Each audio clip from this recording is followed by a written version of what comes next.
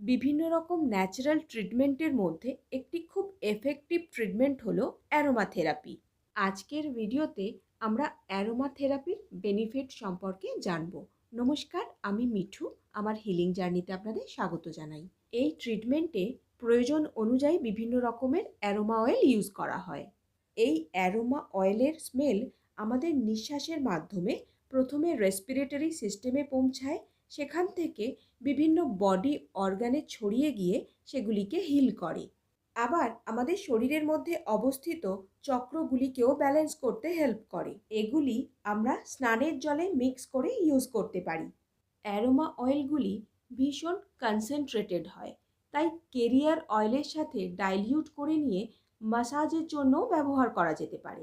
ডিফিউজারের মাধ্যমে অথবা সরাসরি বটল থেকেও এর স্মেল নেওয়া যায়। স্পিরিচুয়াল হিলিংয়েও অ্যারোমা অয়েল ইউজ করা হয়।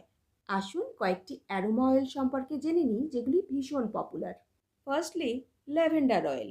এটি অনিদ্রা এবং অ্যাংজাইটি দূর করে আর স্কিনের ট্রিটমেন্টেও হেল্প করে। Secondly, eucalyptus oil.